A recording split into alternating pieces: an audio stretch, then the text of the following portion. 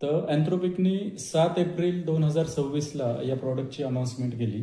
त्यानंतर 2-3 दिवसातच हा जो प्रॉडक्ट आहे मायथॉस हा किती धोकादायक आहे सर्वच सेक्टरमध्ये, नॉट ओन्ली बँकिंग सेक्टर, प्रत्येक सेक्टरमध्ये याचा किती धोका आहे हे अँथ्रोपिकला कळून चुकलं आणि त्यांनी परत एक अनाउन्समेंट केली की हा जो मायथॉस प्रॉडक्ट आहे हा सामान्य जनतेसाठी खुला नसणार आहे किंवा उपलब्ध नसणार आहे.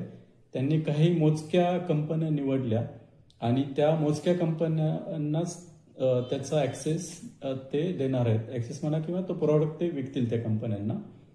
आता असं का, तर त्याला पार्श्वभूमी आहे.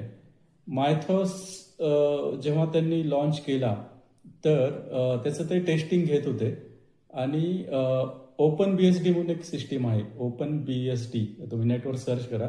आता ही सिस्टीम तुम्ही बघाल तर विंडोज 10 मध्ये यूज केली जाते काही त्याच्या सॉफ्टवेअर्समध्ये, मॅक ओएस मध्ये त्याचा यूज केला जातो.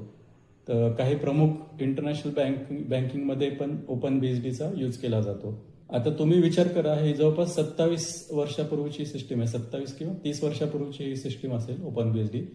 पण क्लॉड मायथॉसने त्याला जेव्हा या सिस्टीमचा ऍक्सेस मिळाला तर काही तासातच, हार्डली 3 ते 4 तासामध्ये म्हणलं जातं की त्यांनी या ओपन बीएसडी मधले बग शोधून काढले.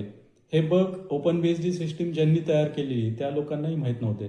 तर तसंच एक उदाहरण आहे, आपल्या फोनमध्ये जे व्हिडिओ किंवा ऑडिओ तयार केले जातात, व्हिडिओ त्या सिस्टीमला किंवा त्या सॉफ्टवेअरला FFmpeg म्हणतात, FFmpeg.